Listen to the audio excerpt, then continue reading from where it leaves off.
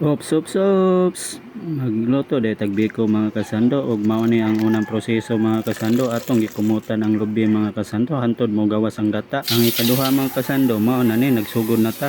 Ug aton ang gibutngan og purong gata mga kasando kadtong atong gikan nga gikumutan ug mao na pod ni atong ang gibutngag kinugay mga kasando pang patamis. Ug aton ang gikaraw-karaw mga kasando.